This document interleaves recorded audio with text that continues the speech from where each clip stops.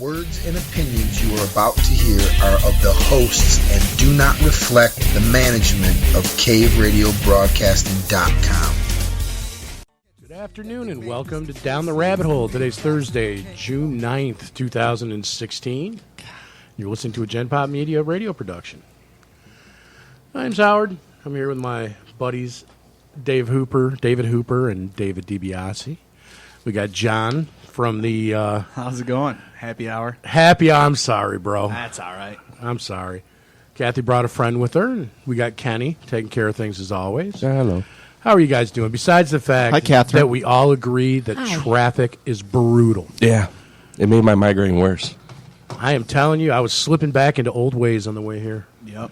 There were some peace signs popping out. There was some extremely creative, vulgar language coming out of my mouth on the way to the studio tonight. What? You? Really? No. Not to make you feel bad. I had a Sinner. smooth ride, man. It was like... Phew. Yeah, well, I've got two. This is the first time I wasn't like going 1,000 miles an hour. I haven't talked to Dave in like 3 days. And that's why you almost had a heart attack. And I pulled up and saw his car in the parking lot ahead of mine, and I'm like, no way. Something's wrong. He was here before I got here. I saw his car, and then I looked in the east for Jesus. Just kidding. But because that'll be the next time he's he was early. Yeah, but if you guys want the whole story, it's because I was 1 hour late to our 4 o'clock meeting with John, which made me an hour early, seemingly, to this radio show. So you're that neutral. Sounds way more Hooper-esque. It's a wash at that point. Gotcha. Yeah, schedules, and that's not my strong suit, no doubt. Right, No. Kat? Why are you asking me? Because I believe you have an opinion on this matter. My opinion doesn't matter. It does, though, so much. Oh, well, feel free to speak your mind, Kat. I've been working with him for a couple of years now. Jamila, hello. Hi. Hi, Jamila. We Welcome have to Down a the friend Rabbit Hole. Jamila here today. So I understand you're a young lady. Yes. Maybe we're looking at a You're very perceptive, Dave. career in radio. You You don't do even know so well that. with conspiracy. Yeah, so it sounds like with the brief conversation we had, some of the stuff we're talking about is not completely foreign to you. Like you're aware of some of this stuff. Definitely. How did you get to be aware of these hidden things in this world, the strange subject matter? Jay, how old are you? Start with that. I am 19. I'll be 20 in October. Okay. How I noticed of what's going on in our real world is I was actually buzzing, and I was with my best friend. I'm going to be honest. I was with my best friend. It was my my boyfriend's nephew had passed away, so we were celebrating that he's in a better place. And so we were just looking up stuff. My best friend was like, hey, did you hear about the Illuminati stuff? And I'm like, yeah, I've always heard about it. I just thought it was more celebrity stuff, Hollywood. Let's just get the people going. Then I got more into it, and I'm like, this is really disturbing. Like, what our world is really going through. Like, it's... So a friend says, have you ever heard of the Illuminati? And Right. you're basically like, a little bit, but I'm not really into it. Like I said, I just thought it was you more... do a little Googling, just checking out on the internet. Yes, a lot of Googling, Yeah. actually. Yeah. So if they ever start charging for Google, I'm going to be screwed. Yes. So, now a lot of people, when they start looking into this, they look for a little bit, and then basically, these are some of the reactions I get. They come back and they'll say something like, I just don't believe it, or something like that. What was it that you were seeing that kept you going? I mean, why did you... It's a question we've all had to answer for Right. ourselves, but I want to hear your perspective. Well, Why did you keep going? Why did you keep going down this rabbit hole, I mean, guess? Me being a Christian and just getting saved, too, not too long ago, I don't know. It just interests me in knowing that there's good, there has to be evil. And if there's evil, there has to be good. So, Sounds like you, Howard. Pretty much. Yeah, it's very similar to my story. Yeah. right. So did you associate the Illuminati with, like, Satan, demonic, Satan. evil? Or, Yes, because a lot of definitely. people think, oh, they're just a bunch of people that are power hungry. No. But I've It always- all was Satan. Now, how did your friend tell you that, or did you come to this conclusion I came on to your this own? conclusion my complete self. How long were you researching when you came to that conclusion? Was it a couple hours? Same couple day. Days? Same day. Same day. Holy cow, she's a we good need her. article. It took me 8 months. That's what I'm saying. We're in like the slow kids class. That's There's okay. a- Well, that it's yellow short bus parked out back. That's my new ride. Well, I mean, it becomes more clearer depending on how open your eyes are. You and I are older. We were much more immersed in the world. We were very used to our lives, be whatever they are or were. And what they were. yeah. Yeah, those days. Anyway, so, it's harder for us to see. We've got more distraction. We are more used to living in a certain way, and we're also more used to the company lines that, no, you know what? I mean, I remember my line. In fact, I think I told it to you, Kat, in my office when you were testifying to me. My line was always the same. I was like, you know what? I try to live my life by biblical standards.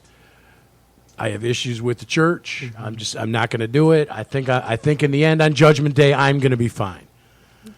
Thank God for the people in this room. Because now on Judgment Day, well, at least I gave it a shot. I'll know then. Amen. I heard the best breakdown, because that's one of the hard questions I have that's tied to what I was just asking Jamila is, why? Why do all this? Why learn this? What's Why? the purpose? And that was also kind of closely tied to the way I always thought about God. And I didn't know for sure if heaven was real or if hell was real or not. But I used to walk around going, I'm a pretty good person. I go to church from time to time. I don't not believe in God. I pray every night like a little thank you. But I'm not, there's nothing serious happening whatsoever. Because I'm just thinking, God's going to pull us into his heaven. I mean, we're all getting in, basically. It was more like a drive-by relationship. And along the way, I had this little metaphor of, I'm like, okay, this is going to sound silly, but I'm trying to put myself in God's shoes. So I'm like, okay, this guy is the creator of everything. At this point, I'm like assuming he's real. This is what he might be thinking. And I think you guys might have heard this example before, but so God creates everything. He's the opposite of darkness. He's light, so he's good. He himself claims to be a fair God. And now, actually, if he's a fair God, then that's when my first little red flag came up, because I was two examples, and the one you guys have already heard is like when I was running my own businesses, we'd be putting ads into like Monster.com or into places where thousands of people are going to see the ad. I mean, theoretically, anyone in the world could come work at my company. They just had to follow some simple rules that we would typically put in an ad, usually to weed out the riffraff. Right. But then you'd still get the guys that show up that didn't shower and they haven't researched your business and they No resume, no cover letter. right, and they expect a job when we might have clearly said, well, it's because must have cover letter, must have a resume. because they feel they deserve a job. Because there's this sense of entitlement, which lets a whole nother tangent. So this wasn't my thought, but I was listening to, you guys familiar with Dave Hunt at all? Do you guys know who that is? Wow. I've heard his brother Mike. Oh, yeah. I heard his brother Mike screaming out in your car on the way over here. I was like, Ouch! so I listened to it this week, and he had a way of putting it where I was just like, oh my gosh, it just came so much closer to home for me. And he introduces this little, he has his own metaphor, and he's like, look, God he's a fair judge. Now, if you get up in front of a judge for speeding, and your defense is, well, yeah, I was speeding this time, but I wasn't speeding like most of the days last week. Plus, I gave $2 to a homeless guy. Yeah. And I'll drive 10 under tomorrow. Right. To make up for it. Exactly. Yeah. Now, is that judge going to, if it's a murder case. It depends. Depends on whether it's me or it's you. If it's a more serious case, if the judge is a fair judge, even if I'm related to the judge, which might actually put more scrutiny on the judge, and I'm found guilty by a jury. Now, of course, in real life, a judge in that scenario would recuse themselves. But you understand, how would we feel if a guy is found guilty of murder and the judge comes out the next day and says, yeah, though, he's my nephew, so I'm going to wipe out the charges, and he's going to be allowed to go That's free. not going to be real popular unless you're part of the Obama administration. Exactly. Yeah, that's kind of happening right now. So, well, what I was starting to think for the is, Clintons for years. well, I know we could talk about those guys for hours. That's a 3-part series. So now I don't completely understand how Adam and Eve's sin trickles down to me, and I say completely. I'm starting to understand it just through DNA. I mean, we can now track when someone commits a crime. There is actually, and depending on the type of crime, and normally, and this is what's crazy, it's related to what not just the 10 Commandments were, but the 608, laws of living or whatever, the commandments of the Old Testament. They boiled it down to 10, and then Jesus added 11th, which is love your neighbor like yourself. But so there's actual scientific research to back this up, where they'll take twins separated at birth, and what they'll find is there's a correlation that if you have the DNA of a man who committed murder, you are more likely to commit a murder yourself, even if you grow up in a completely different socioeconomic place. And they were able to test this with twins. So there's a correlation of who your bloodline is. Because one thing that was written in the 10 Commandments, and this always bothered me, which was, as God was giving this to Moses, he's going through and he's saying things, if you do X, Y, Z, I will punish you to the 3rd and 4th generations. And this was back in my days of, what is this guy trying to do, man? He's mean. Before I was starting to look at it from his perspective. And what we've found is that if I were to have committed a murder before my son Brady was born, there would be literally a scar on a particular place on his DNA profile. I don't know which gene or which genome it would be, but it would be there. And it's something that would then pass down to his son. It'd be like a permanent scar that is on our DNA bloodline that apparently does affect us. So I'm trying to explain in my own simple ways how something Adam and Eve did could have filtered down to us. But the point is it's very clear that if you look at God's laws, we're breaking them every... I can't even go 24 hours. 24 hours? I mean, I can't even... Yeah, you couldn't even get over here today without... I mean, That's it's... what I'm saying. I think what you're really talking about is generational sin. And that's in the Bible. In Exodus chapter 20, it says, "You shall not bow down to them or serve them, for I am the Lord your God, am a jealous God, visiting the iniquity of the fathers on the children to the 3rd and 4th generation of those who hate me." And there's all kinds of other verses in the Bible that talks about generational sin. I mean, alcoholism, generational sin, right? That can Absolutely, be passed down. yeah. Yeah, it's the same thing. Me personally, I get the whole judge thing. Me personally, I started understanding God in the Bible more when I became a parent.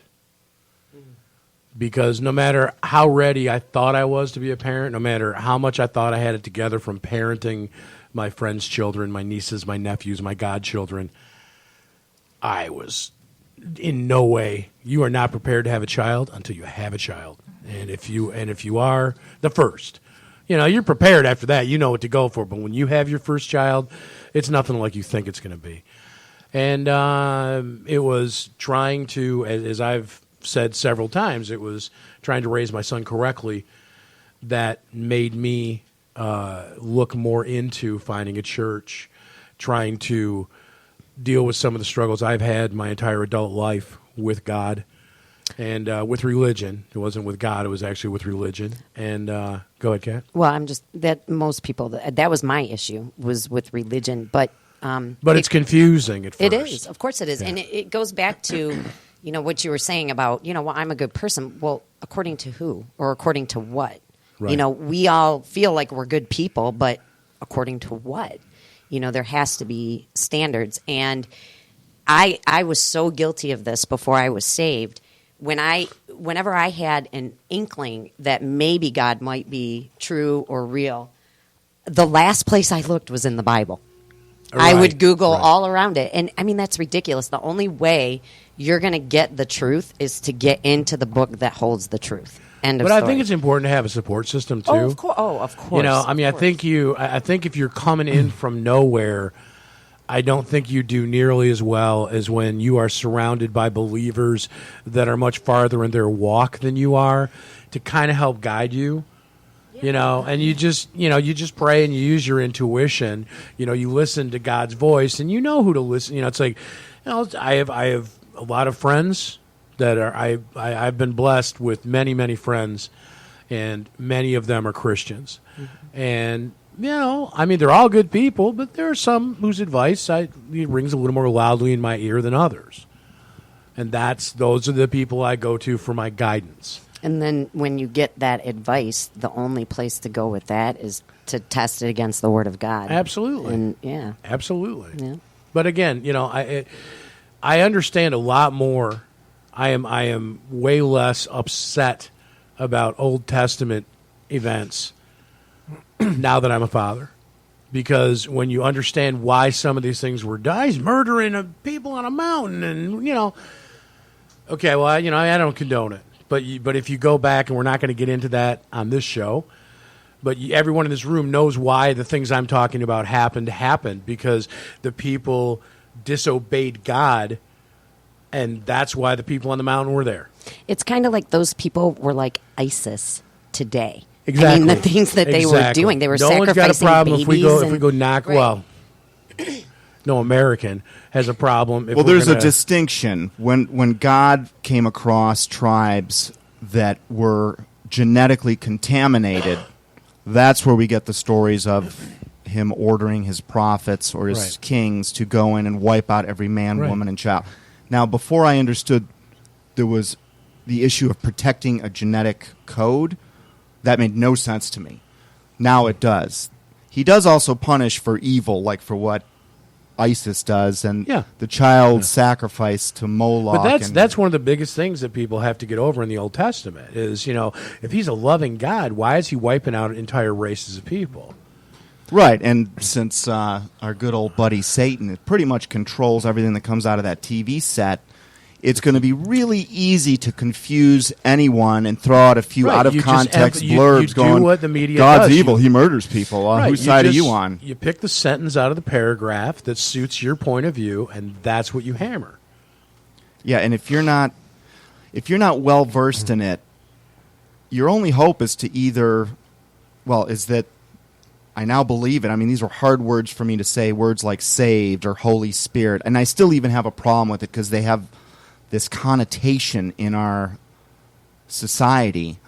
But at the end of the day, God is jury, judge, executioner, police. He is the top of the pyramid. And if you're using that courtroom example, his son, Jesus, essentially created a class action protection for this He's kind of the defense case. lawyer, right? Right, exactly. He's going to be our defense lawyer, and it's going to be a rigged trial. And the only thing, this was the easiest layup in the world. It's like being in a real class action lawsuit. In order to be a part of the winning side, all you have to do is fill out a form. That is such a great analogy. That's it. And that's why we keep him around. So we have this simple thing to do, and this was the other thing Dave Hunt said, that he goes, it's the equivalent of, let's say I were to find a priceless painting in my basement, a Monet or a Renoir or something like that, and I'm going to sell it to you for a penny. I mean, it's an insult. I'm giving this to you, and all I'm asking for is a penny. It's a token act. It's not even, I mean, the penny doesn't pay for anything, really. I mean, it's not really paying for, it's just a token act. But instead of you just giving the penny, the metaphor is, what are we humans doing? We're bargaining with it. We're like, well, I'm not going to believe Jesus really was the Son of God. I'm not going to believe that creation really happened, but I believe there's a God. I won't give you the penny, but I'll wash your car for the next month every weekend. How about that? Right. And there are people that have been fooled by the same media system that is controlled by dark forces that think they're going to have a successful result in this metaphorical court case. It's thoughts like that just started to hit me home. But Dave Hunt, his little Renoir for a penny was a great way, because you could never afford this painting on your own. You can't afford it unless I create this insult of a deal, which is all you have to do is, give me And 1 cent. It's so simple, and it seems too good to be true. Yet in this metaphor, there would be most of the world is going to be saying, "Well, I'm not paying a penny." I mean, it's his painting. He could give it away. He could make I'd give him a duplicates for penny free. and I mean, eBay in 30 seconds. So we're going to try and Free come shipping even. to this judgment day with our own quote unquote defense. And if we haven't opted into the class action suit, into the protected group, we're not going to have protection. And you can't say, yes, you're guilty of murder or whatever, the crime might be. It's laughable to think in our world that you could ever use as a defense. Well, Your Honor, I work as a lifeguard, and I saved 5 people last month, and I only murdered 2 this month. So I think So I'm 3 to the good. I'm like kind of ahead of the game here. So I think I'm good, right? No, I mean, you're going to prison for the rest of your life. A lot of people are going to find this out when it's too late. Right. So Dave Hunt, suggest you guys look into that. Check it out. Yeah. Those are all my speaking points for the week. You guys want Done. Wow. That Okay, was- so we got an hour 40 to fill. Awesome. What are your peers, Jamila, your friends? What do they think about God and Satan and end times? And do you guys talk about stuff like that at 19? I mean, I know you're to above be the honest, curve a little bit. but- Yeah, just a little bit. Me and my boyfriend and his cousin, we talk about it a lot. His cousin's into God a lot. Like, it's like he gives us lessons every Is that time. who was he's at over. his house today? No. My friends, most of my friends, like, I really don't hang out with. I have a small circle now. But- Why is that? Did you Is it as a shrink result? your circle because Yes. of? Not just like people that are not good for me, that are not good for my life, shouldn't be in my life. If you're here to tear me down, then you need God, to I be wish I cut was that off. smart at 19. I wish I was that smart at 49. I was going to Canada at 19. I didn't think like this till I was like 30. Good for you. Yeah, good for you. Thank you. 19, because that was how old you needed to be to drink. Yeah. No, so we were going there when we were Let's go to 16, because when you were Canada 16, party. you could look 19, and they Yeah. didn't. I They could were so barely- lax back then. I can Good old barely days. remember when I was 19. Not because it was a long time ago. What's that supposed to mean? It was hazy. Has anyone in Very this hazy. room not? I'm going somewhere with this. Has anyone in this room not done drugs in their life? Come on. No hands are up. Do we have a cricket sound effect? See, it doesn't Yeah, matter, I don't people, have what a you've cricket. done in the past. Like, I don't know about you. I've gone through the 10 Commandments, and I think I'm guilty of 9 out of 10. I was going to say, And the I only may thing you be didn't do is guilty of murder somebody, indirectly, right? Yeah. and I've certainly wanted to kill some people sometimes, but Well, that's the beauty. Jesus said you've heard it before, it's a sin to commit murder, but I say it's a sin to even get angry in your heart. Right. That's why we need him. Good point. right, we Good need, point.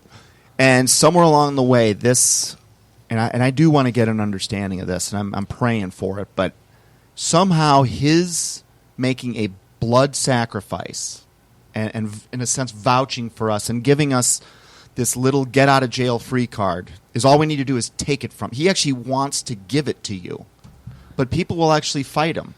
So there are people that are going to be getting this priceless painting for a penny, but because of their preconditioning and all the things you've heard, if someone ever comes around and wants to offer you a Renoir or a Monet for free, you send them packing because they're evil. Right. You know, there are a lot of people that would just adopt that thought. So when you came to offer the free, priceless painting, they'd literally kick you out of their house. They'd be making a stupid mistake because they're not thinking for themselves. And now maybe we understand why God was so adamant about not being ignorant. In fact, he went out of his way. Olivet Discourse. He has a meeting with his 4 top disciples, Mount of Olives. It's a much talked about event.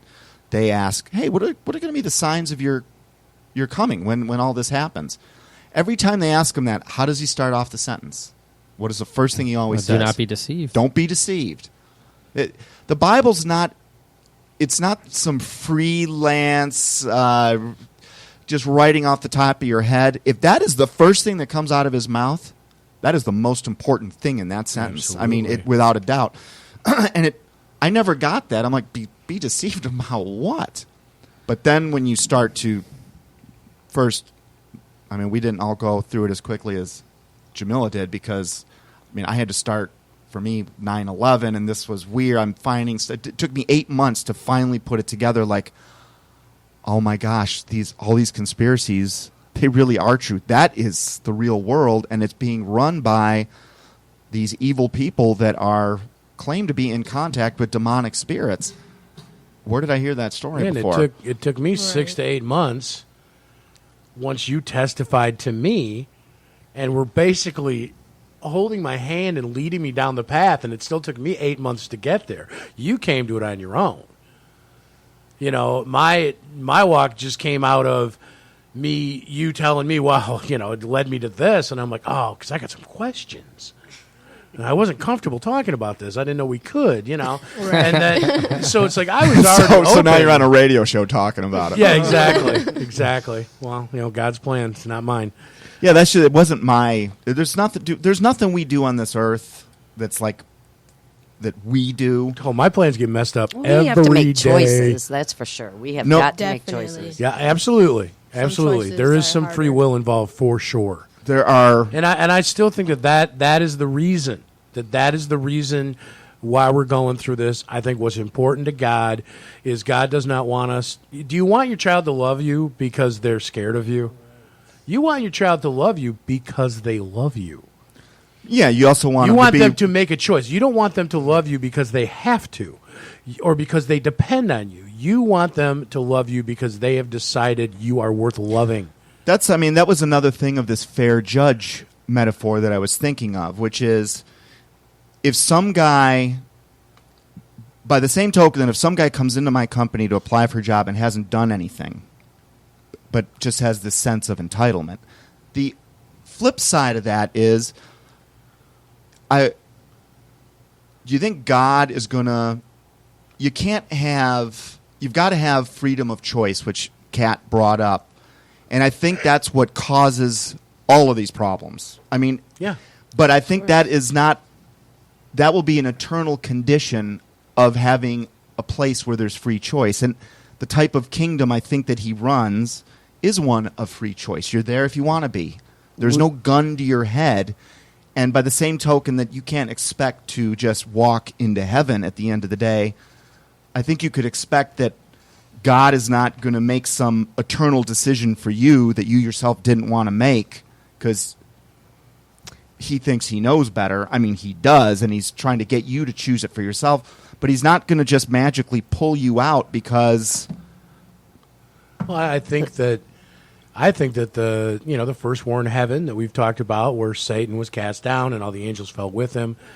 I think back then when in that version of what was created back then, I think that the answer was like when my son asked me, well, why do you get to choose wavy lays instead of ruffles? And I look at him and go, because I'm paying for them. Because that's why you have to do it. And I think before then, without free will, free will is unique to human beings. So without free will, the angels just had to follow his orders. Well, because he's God, and that caused issues. We got Satan out of it. Lucifer. Right. Correct me if I'm mistaken, but Lucifer was like his number one. Yeah. Christ and Lucifer were equals, but it's like Lucifer was the favorite. And then he's like, well, I want to be God for a while. So because of that, and there was no other reason, but because that's the way it is. That's why you have to follow my words, Louis. Yeah, there are probably a lot of... And go ahead. so for us, That's why I think humans were given free will, because you've brought up several times, which I think is an interesting hypothesis, is that humans were created to repopulate heaven, and so God wants us to choose to love Him out of our own free will. God gave us one rule when He created everything. That was it.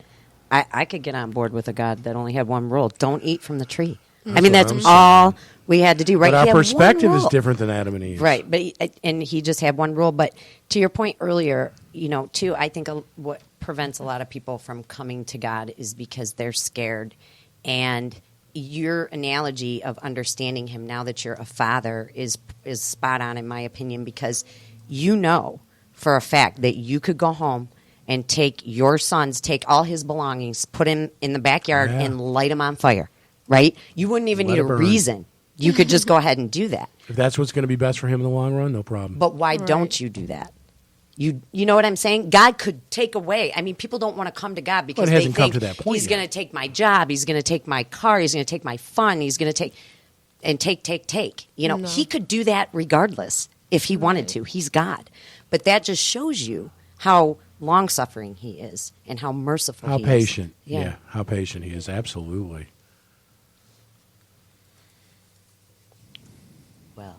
Well, man. Jamila, Hello. what do you think? You look good on the radio. Thank you. good on the Yeah, radio. you do We too. all look good on the radio. I think we all do You too. look way better on the radio. So what about you, John?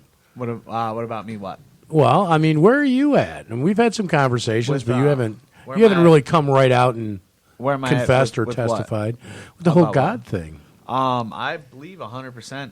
Absolutely. I was born and raised in a strict Roman Catholic family, and Okay. I kind of got away from it.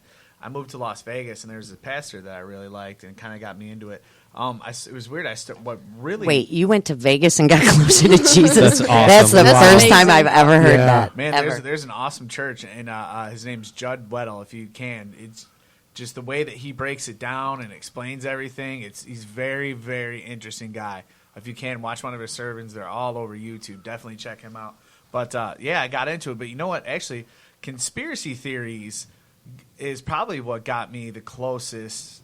What was like the final push, because I started to look at all these things, and even if you take away the stuff that you can't prove, you know what I mean? Just the stuff that the government's like, yeah, we do that happened, we did that. Here's all the proof. So it's not even conspiracy theory. All this stuff, at some point, you have to say, why? Why is this happening? And the only reason that seemed to make sense to me was religion. It was the only puzzle piece that fit in to where you put it in there. You're like, okay, now I get it. Now I understand why they're doing this, because they're trying to take our souls. You know what I mean? Because if there wasn't a God, what would be the purpose? They have Right. everything already. And that's why the whole thing is so brilliant, because unless you can come to terms that we are really in a battle for our souls, yeah. you're just going to dismiss it. It's like, oh yeah, why would Bush be complicit in taking down the Twin Towers? Yeah. Thousands of people died. Why would he do it? Just doesn't make sense to Why me. risk going to prison for treason? You're going to be out of office in 4 years. You don't need the money. Yeah. But Right. even oh, I'm sorry, but even the stuff like 9/11, whether you believe it or not, to take that out of there, there's so much more things, so much stuff that the government actually admits that they did, and you're like, there's got to be a reason for this. It doesn't without God, it doesn't make sense. It's just chaos. I was doing like some very, we were doing predictive programming of 9/11. And some of the things that I came across, I just thought were just too much, because we're trying to get to people that are on the fence. And when you talk about real deep conspiracy, you can turn them off. So there were a lot of things that I hesitated to show. Like in the film, The Anatomy of a Great Deception, there's a scene where it turns out that the guy is a crisis actor that's giving a witness account of what happened to the buildings. Oh, well, the buildings were hit by an airplane and the fires were too intense, and then they started to collapse. And he was also a crisis actor in some other events, including the LAX. He's known as the Harley guy, if anyone wants to look him up. But what I didn't put in the movie is what was going on because that scene was being filmed by regular people with cameras that weren't part of that CNN, I think it was CNN, maybe Fox broadcast.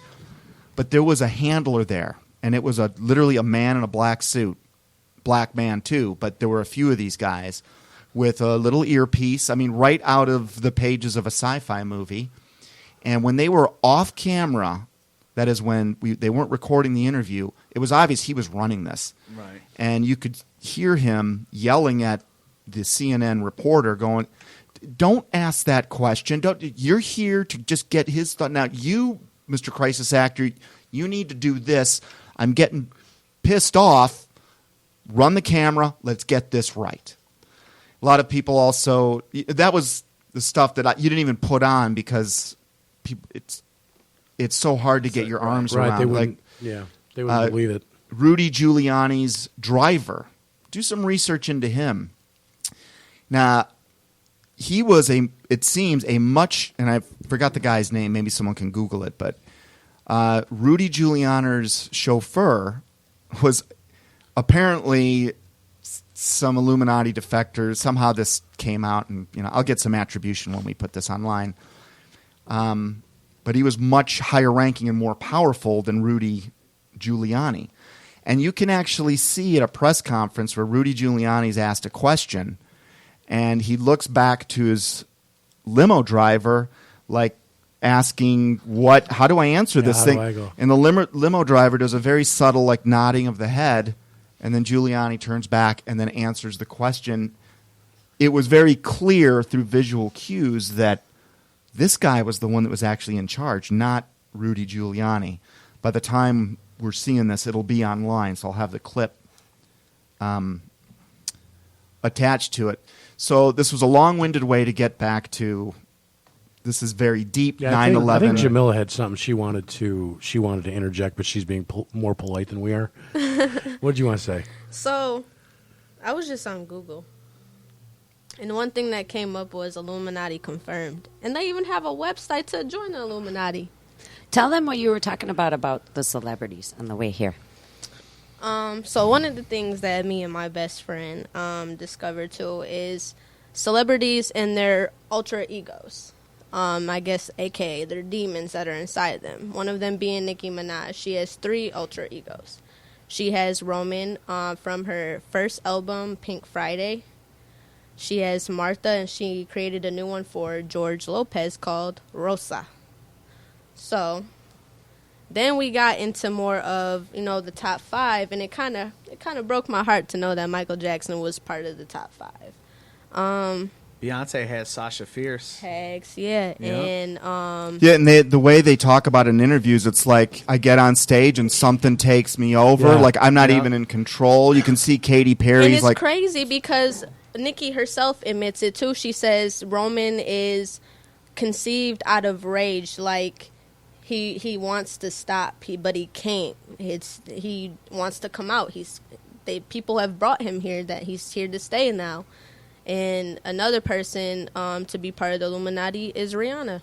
We all love Rihanna.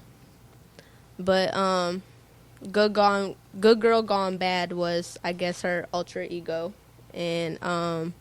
Well, they are. Look at Disney. Eminem is brand. Disney is a completely and it shows all 3 sixes in their logo. Walt Disney. Anybody who watches that and doesn't think that My children are not going to watch that. I shut it off. Howie was watching it. And There's so much Disney and I'm stuff. telling my wife, I'm like, this. Veggie Tales. But look Yeah, what but happens. he's a Look what Christian. happens That to the was kids my coming out of show. Disney. They start off that's young, bad. wholesome kids, and then they end And up. then I they're mean, just Britney ruined. Spears, shaved head. Then there's Ruined. Miley Cyrus. I mean, they Right. all turn into Britney these Spears like. broke my heart. What were you saying, Jamila, about, was it Nicki Minaj's cousin? What did you Oh, Nicki Minaj's cousin. Apparently her cousin was shot, but it was a cover-up. She sacrificed her cousin so she could become, have the fame, the wealth, everything. It's just crazy what people do to That's what just they said have about something, Jennifer Hudson too. The Right. sacrificing of the family. and how it's crazy how they want to sacrifice something for a short amount of time. Like, this is only the beginning, and right now is the beginning of the end. Yeah, but they probably close. don't know. I don't think a lot of these folks, it's sunk in with exactly what kind of deal they cut. But apparently, because there's a lot of folks in Hollywood and entertainment that come out and they're like, no, dude, I am telling you, this really was selling your soul. Like, you signed this thing in blood. And I'm... Tia Tequila, that one, have you ever heard of her? Tila. Yeah. Oh, yeah. She was like on her way, We've talked and about then her. now they say that she lost it. She had a meltdown, and she's the one coming out going, No, she didn't have a melt. Right. She's on point. But of course, when you now- talk about this, you'll sound like you're having a But meltdown. she's Right. interesting because she was like in it, and then she went away, and then she got pregnant, and now she's like right back in it. Oh, again. really? Yeah, Oh, I she's didn't and all of her stuff. It was like around 2012, and that's what made me start to follow her because she was just saying some wild, Yeah. and she's hot too. But she was saying some wild stuff.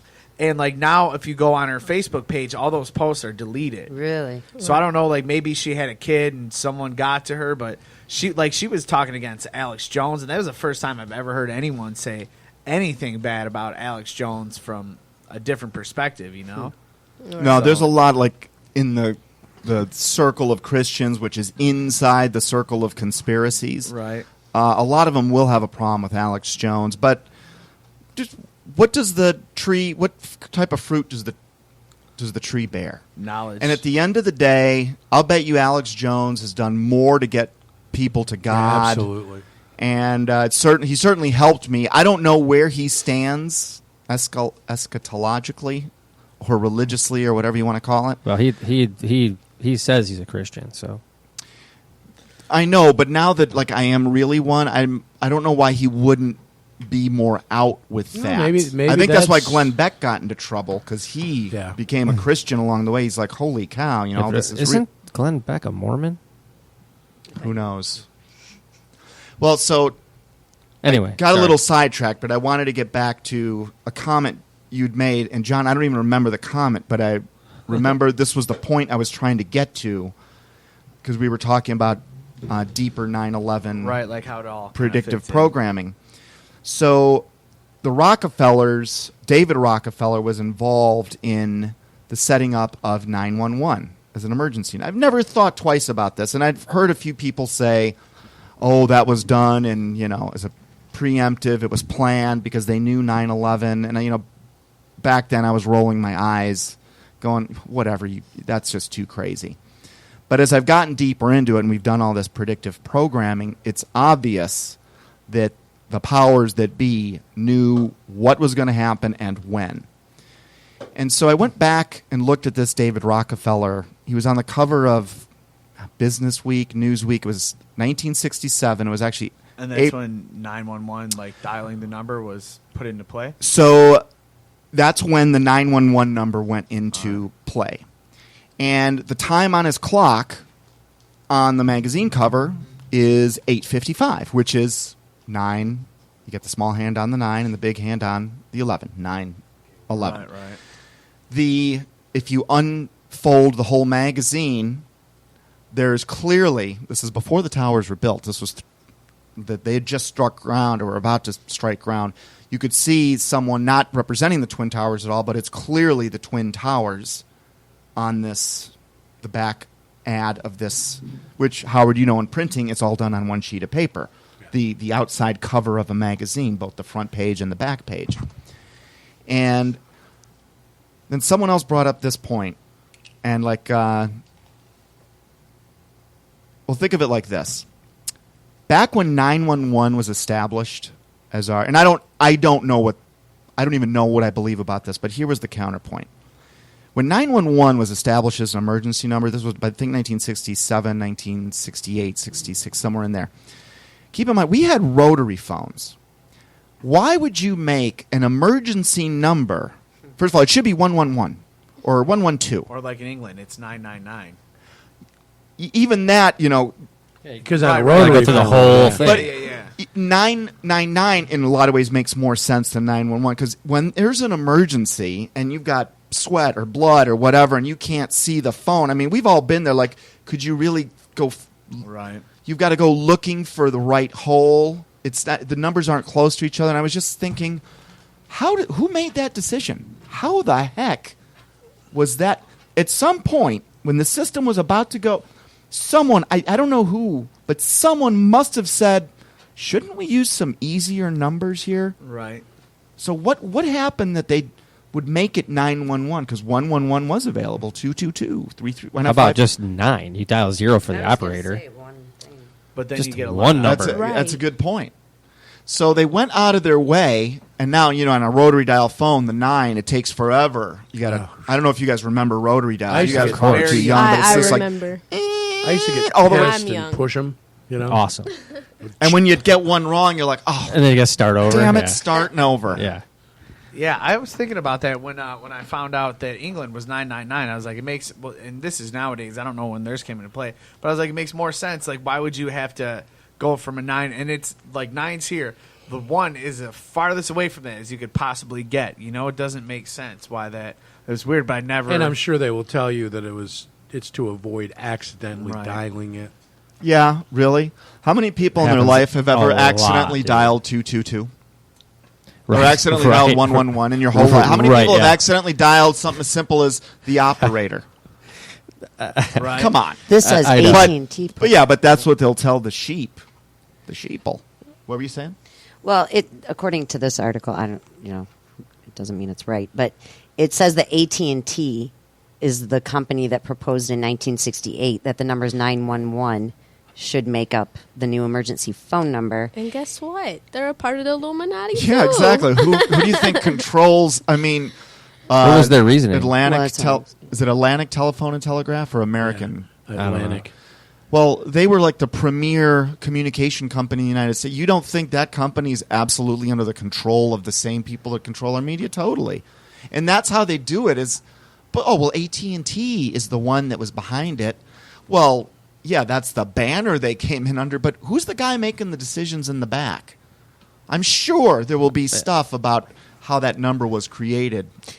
It says, it gives, a few reasons like, it's easy to remember because it's short. But then it says, in addition, the fact that it was only 3 digits meant the number could be easily distinguished from another normal numbers in AT&T's internal system and routed to a special location without too many changes to the AT&T network. A few years earlier, AT&T had implemented their 611 and 411 numbers, so recommending 911 made this a relatively simple upgrade for them. Yeah. So, see? There. And look, I've already seen That's why. evidence. So just Right. stop. That's why And they these did guys it. are such good liars. They it's know more very than you. possible that Definitely. 411 and 611 were done simply so that 911 could be more knows? justified. Absolutely. I There's know a that sounds 411 conspiracy. It is, but I've just seen too much. Right. They're awesome liars. They're the best. Awesome. And we're playing a game of chess. We're not the checkmate. Satan cannot checkmate us in a move. It takes several moves, and sometimes some of those moves you have to do things like fake an offensive on one side of the board while you're really planning one from the other side of the board. I mean, and we're in this game and we don't even know, we barely know how a pawn moves, much less the bishop, the knight, and all of these other. And there's pieces we don't even know about too. Mm-hmm. That's it's interesting. Exactly. I mean, so we're all about to get checkmated. And I think that's what God came to save us from, basically, is this whole planet's a lockdown. If he's not going to do what he did, or if he didn't do what he did and isn't going to do what he does, we're all basically stuck in prison for eternity, literally. Not because God's a bad guy, but because we couldn't get help, basically. So, you were going to say something. Yeah, no, I had more of a question. Didn't the Queen and the Pope say that 2015 was the last Christmas? Did you guys? I was talking to my brother, who it's the amount of research this guy does is crazy. I'm like, how do you even have a job and do this? That's how. Yeah, he's really into it. But he was telling me that. Have you heard anything about that? Yes, I have. So going back to the year 2000, Y2K, and this is what I mean by these guys are exceptional liars. And one way they're planning ahead to discredit the watchmen that are, trying to warn everyone is they've got this seemingly vast amount of history to call back on and go, oh, well, you people have been thinking the world's going to end, You thought it in 2000. Then you thought it the Mayans 2012. Then you thought it, what the Queen for 2015. And you get this boy who cried wolf mentality where the crowd stops listening to the person crying out. But what's the moral of that story? There was a wolf at the end of the day, and it did end up eating the boy. And that's what's going to happen to us. So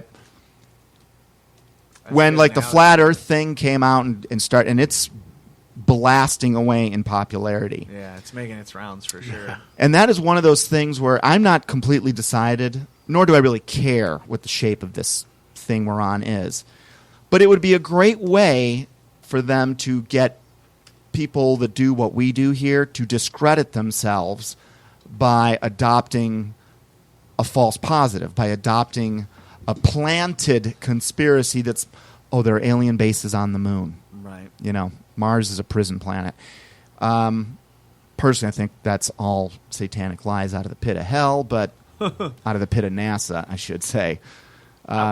Go ahead. I was thinking about the flat Earth, and I was just thinking about the ramifications if the Earth is flat, and if we do find it, that destroys the Big Bang theory. That's just, and I don't know, man. You couldn't. I mean, yeah. It's the oldest. It's the cornerstone lie. It is the oldest lie of this coming deception, which it is not a one trick. This is not a game of checkers. It is chess.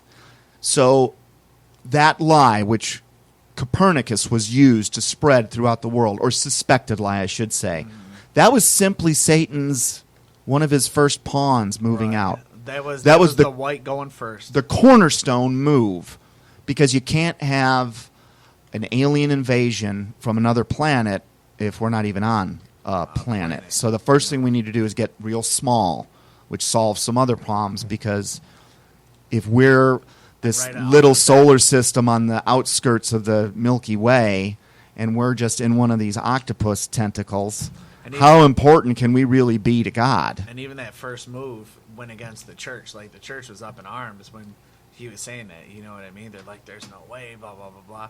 So even that first move was, against God, if you will. Yeah, I mean, nothing is done overnight. You're not going to get a generation to go from believing the earth is flat to believing it's round. But if you have enough time to start teaching the children what it is, by the time they grow up, it'll be as if it's a known, proven fact. And, we are moved as a society like a degree at a time. And I've used this example before. But things really started speeding up in the 1900s. That's about when the 70 generations were up for those portion of angels that were cast into chains. They get out, another technological revolution. Education system gets taken over in 1905 here in the United States. Federal Reserve Act passed 1913. Television is now on the scene. Now all of a sudden, there's another family member doing all the talking. And you can go read articles in the 1950s even that talk about how we're morally falling apart because of the I Love Lucy and Ricky Ricardo show. And we look back and go, oh my gosh, that is so wholesome. What could have been bad about that? And there were some things in the way their relationship unfolded and how she was kind of, it doesn't matter. But back then they even had them on two separate beds because they wouldn't show a couple with one bed. Right. And then you flash forward over the decades. You've got, cutting ground shows like Three's Company, where you've got a guy posing to be a gay person living with two girls. Then you've got Melrose Place, which actually had the first gay guy as a regular character. Yep. And here we are now today, where the Kardashians and friends are just sex change operations. Right. Sex videos, and they've not just hoard themselves out probably sexually, but certainly for money. And with them, that family is so crazy to me, just because, first of all, everything that they do is just morbid. But, how Kim Kardashian got started with the sex tape, but now, our society kind of views them as, a wholesome family almost. I'm like, everything they do is just disgusting. Well, it's weird. Until I started reading the Bible, I really had no opinion. I was fine with it. I mean, I thought they were maybe little, Right. but I had no barometer from where to check it. But when I start to go through all these things, like God thinks this is an abomination, thinks this is an abomination, and then all of a sudden I see what's happened to our country in the last 100 years. We've fallen off the cliff. Even the past 30 years, it's crazy. From when I was a kid till now is just night and day. It's crazy. So people, I feel, so I'm in my 30s right now, and my dad is 30 years older than me. I feel morally more in tune with my father's generation, which is 30 years apart, than I do with people that are 28, 29. You know what I mean? Just in my lifetime, like 5-6 years, I feel it's just crazy to me how it's happening now. There was something that you guys touched on. It took me a second to look up, and we're gonna have to take a break here and pay a few bills. But I want to close with this. It's kind of a Dave's quotes game. There is a very famous guy we've been talking about several times, and I came across a picture of his headstone. And on his headstone is Psalm 19, verse 1. The heavens declare the glory of God. The skies proclaim the work of his hands. Anybody want to take a guess at which famous scientist that's on his... Einstein? Ooh. I was gonna say, yeah. it's Einstein. I'm going to guess Newton. How about Werner von Braun? Wow. Really? Really? I got a picture of it here. Huh. Well, you know. Praise God. I found that to be Yeah. really interesting. Well, it the is guy who interesting. founded Do me a NASA. favor, send me that picture because I'm going to put it in the Absolutely. video. I mean, you can't, Yeah. I mean, send it to me. Yeah. I mean, the guy who started NASA glorifies God.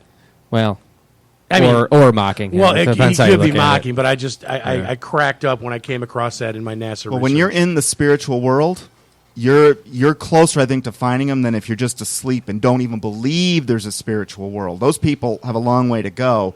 The ones that are hooked up and they're getting benefit from access to the dark spiritual world is one group. We're from the other side of that spiritual world. But it doesn't surprise me that there's a lot of movement from the dark spiritual to the light. Well, I mean, we've discussed that NASA was all about proving that there is no God, yet the guy who started NASA Believes in God? may believe that it, was or he could be mocking him. But I just thought that That's a heck of a way to I mock thought him. it was very odd that a Bible verse ends up on his tombstone. Unless, of course, you look at space program as pagan, which I do. So Totally Very pagan. possible. It's totally we can talk pagan. about them when we get back. yeah. Yeah, okay, well, it's time for a break. We will be back in a few minutes. Hi, and welcome back to Down the Rabbit Hole.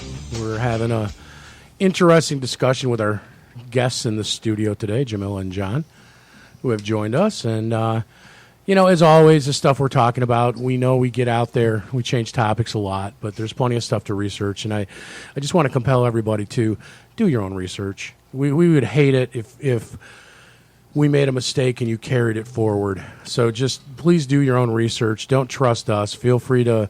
We've been contacted. We'll be contacted again on things that we have gotten slightly wrong, dates, names, stuff like that. So just do your own research because there are no more secrets, only ignorance.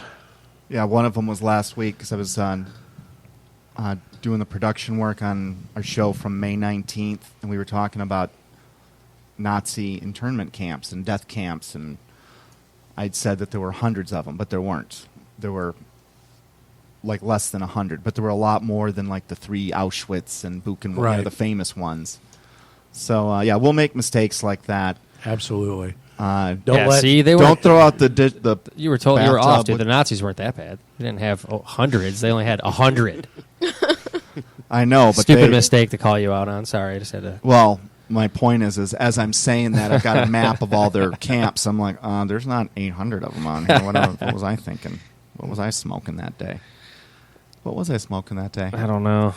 I hope You might marijuana know. and not nothing else. You know, Probably we were Marlboro Lights, we were I'm sure. joking about marijuana. There are some, I never really smoked until I was in my 30s. That's when I really, I had roommates that smoked it and stuff like that. But there's a reason that the North Koreans and the North Vietnamese made it available to our soldiers on the front lines in both the Korean and Vietnam War. It's a pacifist drug. It also, Jamila, what I was saying is there's research that talks about it breaks down your programming. So if you're like less susceptible, for instance, to be hypnotized. You will suddenly, it's not that your mind opens up, but a lot of people have that experience when they, smoke pot. They're like, oh my, Right. my mind is free think. Right. There is that effect, but I think it's more like this suppression of wisdom is sort of removed for a little while, and it allows you to go, it is sort of silly that I'm in a foxhole in South Vietnam. I'm thousands of miles away from my family, and my job is to kill anyone walking past here. That's like my job, and I'm probably going to die doing it. Right. But under the banners of national pride, or we've got to protect democracy, whatever it is, because different sales tactics appeal to different people. But I think that's why we haven't had a lot of luck in wars. Well, at least through the 60s and 70s. I mean, we were like Bill Murray and Stripes said it best. We're 10-1. Vietnam, you Right. can't call that but it's silly that we would willingly put our children on ships, arm them, to go send them somewhere to go, at the end of the day, fight a meaningless land battle. Because if you look at how maps evolve over history, it's irrelevant. Yeah. Is No, it really it's- worth all these lives, really, to do this? No, the answer is no. I mean, It's not. but you would never have heard me saying that before, because the patriotic side of me would be like, no, dude. And I respect people that go into service for our country, and the vast majority, I think, do it for the absolute right reasons, and they're Absolutely. good Sure. people, and they find out later on how much BS it was. They're given their overall mission and the goals of their occupation, but then they see it in their everyday orders that they're being ordered to just wipe out the village, take that girl from her mother, and we're putting her on trial. Horrible things, and it breaks these guys when they come back from, not just physically but mentally. And a lot of them, again, when you're on the front lines of this war, spiritual war, a lot of these guys are like newfound Christians when they come back. They're like, holy cow, I know evil's real. I've seen it. Where does the good come from? And when they start looking for that. I seen a video of soldiers, I think it was in Iraq, it was in the Middle East somewhere, getting baptized in a front loader that was full of water. I thought it was awesome. It was a really cool video. Yeah, I'll bet you that Christianity is pretty strong in the military, even though they're trying to make it not, maybe even make it illegal to be a Christian Sure. in the military. Yeah, and some of the things I'm sure they encounter while in that land, something's driving them to do it.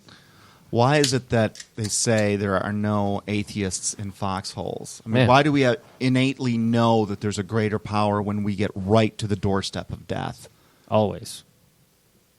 I I mean, don't know. that's I don't what know if anyone's quite that stubborn to take their, resistance right to the very end and be like, "Nah, screw it. It's not real. I'm just dead. That's it." I don't know if that's common. So, moving in a little bit of a different direction, we were talking to Jamila about how she stumbled onto a lot of this stuff, how we've all stumbled onto it. I want to ask all you guys right now, because the people I'm staring at in this room, your worldviews are in an incredible minority in terms of worldview across this country. So how do you guys deal with people when you talk about some of these things? Tell me a little bit about your experiences. What are some things that you've said that, like, it reached somebody? What are some of the tougher things you've had to deal with? I don't know. I'll start with. We'll start with you, Jamila. How about we'll start with you? But I actually want to ask everybody. I want everyone to chime in on this one. And if someone else wants to chime in now while she's searching for John, let it rip. This is something interesting. So you know how downtown Detroit there's the Baphomet statue or whatever. Yes. Well, I posted something on Facebook, and I have friends all different walks of life. And I was like, come on, man. I was like, this is disgusting to have in our city.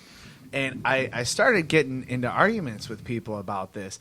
And so many people believe, like one kid, his comment was, most people that join the Church of Satan are atheists, and they just want to keep God out of religion. And I was like, I can't. So you know how sometimes when you argue with That's someone, quite possibly one of the, and this is saying a lot because I hear stupid statements all the time.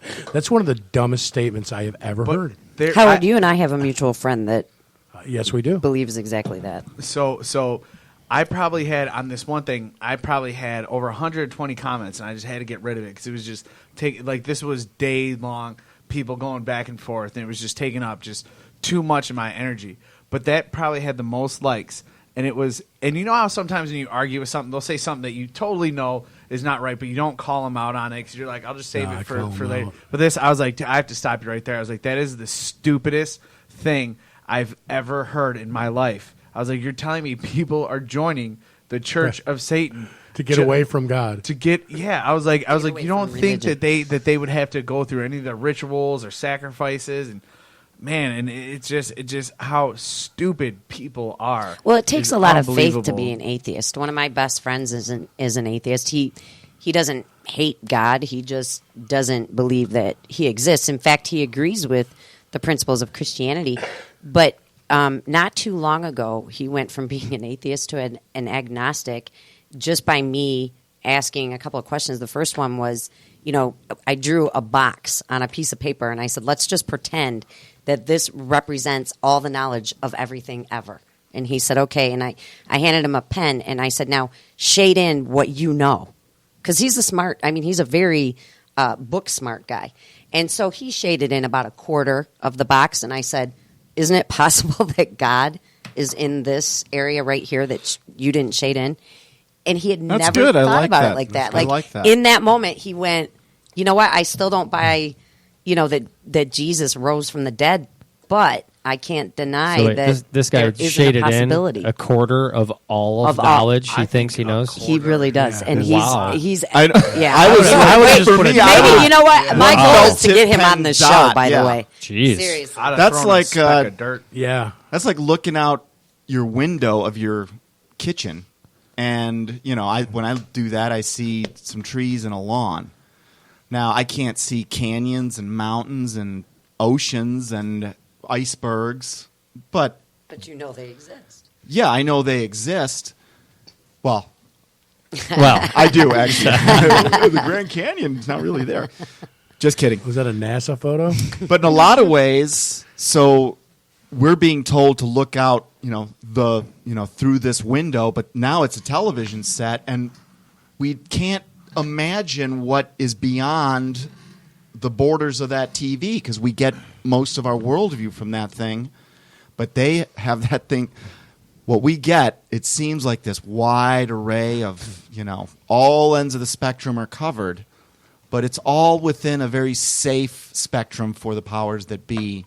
There's nothing really on there that is going to change the mindsets of people. Doesn't have enough veracity or frequency enough to change the mass. I mean, they've got the masses controlled. Locked down. And so if you spend your whole life looking out one window, how will you know? This goes to your friend. I think that's a great example. Like all you've been doing is looking out one window. That's it. You know what's there really well, but is there a chance there's an ocean behind your house and you wouldn't even know it because you've never looked out that window? Right. You don't. So you do need, you need more faith that what's in all the empty space, the 3/4 of this thing this guy didn't fill out, which you guys didn't see this. Dave over here was rolling his eyes like he thinks he knows a quarter of all knowledge. I think My dream is that you meet him, Dave. Awesome. I'd love Jeopardy to, champions, the smartest people of all time, I don't think own a quarter of a quarter of a quarter actually. Yeah, no. of a quarter of all. How could you? No, you can't. And that's where the issue of pride comes up because, and which falls under the umbrella of pride, and which is a destroyer of faith. So you can't have faith and pride. They don't mix. So if you come from an aspect of being prideful versus being humble, you're not going to be open to even accepting that we can't possibly figure out everything that's going on just given enough time, and enough technology and money, etc. We can figure out the universe and what formed it and where it started, and we're going to figure this out at CERN, and we're going to figure this all out because, of course, after all, we're human beings, so we're the most evolved. We're because we did evolve. Apparently. Yes, well, we did, yeah. So so you can't. You have to almost. We look at ourselves as being the greatest generation on the planet, the most technologically savvy. Doesn't every generation look at themselves as being the greatest generation? Well, here again, that's one of those ideas. I used to think that, but where did I get that idea? From where? I mean, I've never really read about it or anything, but I do know this, that if they turn the power off, it wouldn't matter how much technology I thought I had. Yeah. I'm more in the Dark Ages than people that were in the Dark Ages. Like, how do you make a fire? Yeah, how do you cool your... Most people would be completely impotent if that happened. They would not know what panic. They would not know what to do. They would be dead in a week. I mean, all we really know how to do is press a few buttons on some devices that were created in labs somewhere. But that doesn't make us... In fact, if anything, we're on a treadmill.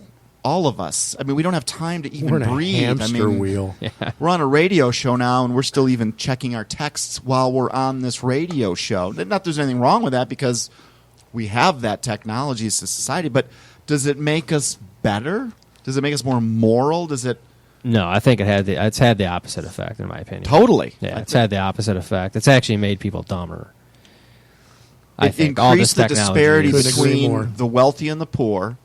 And so now you've got people that are walking into life saying, well, I'm basically going to have to work 20 hours a day if I'm ever going to want to get ahead, and I'm going to have to be on, if the successful guy's always got his BlackBerry ready, he's answering calls at all hours of the night, if I'm going to be competing with that, it's the bar gets raised for everyone. Or if you want to look at the opposite way, we're all ships in a harbor, and we don't notice the problem because we're still looking at all the other ships. They're still equal with our point of view. But the water in the harbor is leak. I mean, we're all 100 feet low here, but we don't see it as a problem because, hey, everyone else is at our level, so it must be okay. And the same false arguments going on inside each ship. But soon, the rudder hits the bottom and the ship tips. I mean, eventually, the gig will be up. Yeah, then what? Can I share something with you guys? It might take a couple of minutes to read. Is that okay? Feel free. We'll see how it goes. All right. So... Satan called a worldwide convention of demons. This is not a joke. In his opening address, he said, we can't keep Christians from going to church. We can't keep them from reading their Bibles and knowing the truth. We can't even keep them from forming an intimate relationship with their Savior. Once they gain that connection with Jesus, our power over them is broken. So let them go to their churches, let them have their covered dish dinners, but steal their time. So they don't have time to develop a relationship with Jesus Christ. This is what I want you to do, said the devil. Distract them from gaining hold of their Savior and maintaining that vital connection throughout their day. How shall we do this? His demon shouted. Keep them busy in the non-essentials of life and invent innumerable schemes to occupy their minds, he answered. Tempt them to spend, and borrow. Persuade the wives to go to work for long hours and the husbands to work for 6 to 7 each days a week. 10 to 12 hours a day so they can afford their empty lifestyles. Keep them from spending time with their children. As their females fragment, soon their homes will offer no escape from the pressures at work. Overstimulate their minds so they cannot hear that still small voice. Entice them to play the radio or cassette player whenever they drive, to keep the TV, CDs, and their PCs going constantly in their home, and see to it every store and restaurant in the world plays non-biblical music constantly. This will jam their minds and break that union with Christ. Fill the coffee tables with magazines and newspapers. Pound their minds with the news 24 hours a day. Invade their driving moments with billboards. Flood their mailboxes with junk mail, mail order catalogs, sweepstakes, and every kind of newsletter and promotional offering free products, services, and false hopes. Keep skinny, beautiful models on magazines and TV so their husbands will believe that outward beauty is what's important and they'll become dissatisfied with their wives. Keep the wives too tired to love their husbands at night. Give them headaches, too. If they don't give their husbands the love they need, they'll begin to look elsewhere. That will fragment the families quickly. Give them Santa Claus to distract them from teaching their children the real meaning of Christmas. Give them an Easter bunny so they won't talk about his resurrection and power over sin and death. Even in their recreation, let them be excessive. Have them return from their recreation exhausted. Keep them too busy to go out in nature and reflect on God's creation. Send them to amusement parks, sporting events, plays, concerts, and movies instead. Keep them busy, busy, busy. And when they meet for spiritual fellowship, involve them in gossip and small talk so they leave with troubled consciences. Crowd their lives with so many good causes they have no time to seek power from Jesus. Soon they will be working in their own strength, sacrificing their health and family for the good of the cause. It will work. It will work. Where did you get that? Somebody showed this to me, and I don't remember. Somebody, it was like Send a that year or to so me. ago. Yeah, somebody showed that to me. And So how did you know that it's true? Oh no, I was because it started out like it sounded like a joke. Like Satan walked into a Oh, bar. I And see. like Satan walks into a bar with his Okay. demons, With and a I said, nun "No, and this a isn't a joke." rabbi? Okay. No. Yeah. I believe it though. I believe it's real. Well, there Explains was, a lot. if you believe, this was the guy that I was listening to when all of a sudden it dawned on me that he was telling the truth. And it's a guy named Roger Morneau. And he talked about, he's joined the Illuminati in 1947 through a free Masonic secret society, rose up through the ranks. I don't know what degree he got to, but he got to the point where he was having interactions with demonic spirits, and he ended up flipping to Christianity. But along the way, they were taught the history of who their God is, how they got there, and Lucifer's the God, and these are his words, not mine. He's beautiful. He is. You can feel his power, his energy. Like you want to be around him. He's attractive. And he said that there was the great, what was the word I'm looking for? The great controversy between God and Lucifer, and that there was some, these are, again, his words, there was some confusion in the heavenlies, and that Satan was going to get all of this fixed up.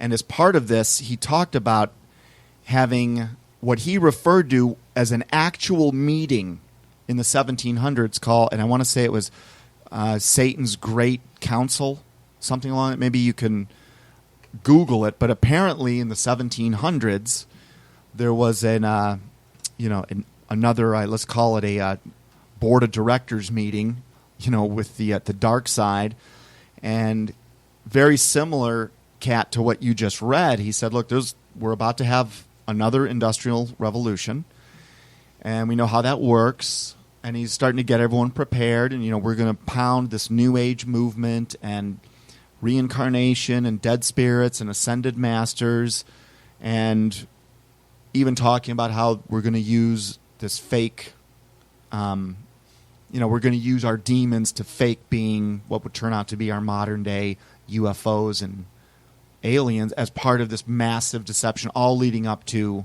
getting people to take the mark of the beast, to be forced into his kingdom.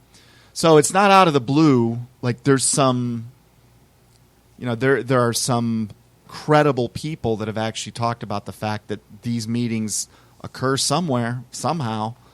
Don't ask me. I mean, I haven't, unless he sat down with me and I didn't know it. But I don't think I've actually hung out with Satan before. Right. Oh, I think you have. Well, yeah. Talking about my ex. No, we're friends this week. Absolutely so. not. I wasn't talking about anybody specifically. Just in general. So that was my point about that. So so Catherine, I loved what you said, because that's something I can use. This is what I was hoping to get out of this, is sharing a couple tricks of the trade. Does anyone else want to pipe in with any? It seems that what you're talking about is the Infernal Council.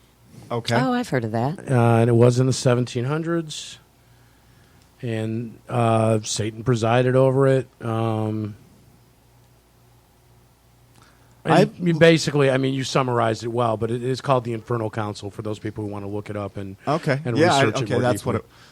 So apparently, if you believe all the testimonies I've seen, there are a lot of people that actually can talk about having literally met and been in the presence of Satan himself. Like he manifests himself to people here.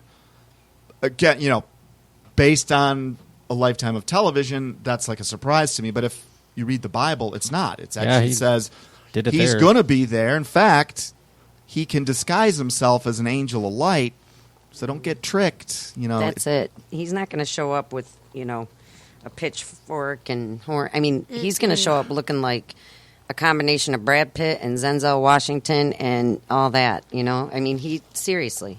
Gonna, And we're all looking. That doesn't do anything for me though. So. But there's going to be something He's coming gonna out of his show mouth up that's going to looking appeal like, to people like you. I thought he'd be looking like the Exorcist daughter. What's her name? Linda Blair, Blair. Nancy Linda Blair, Blair. Linda Blair.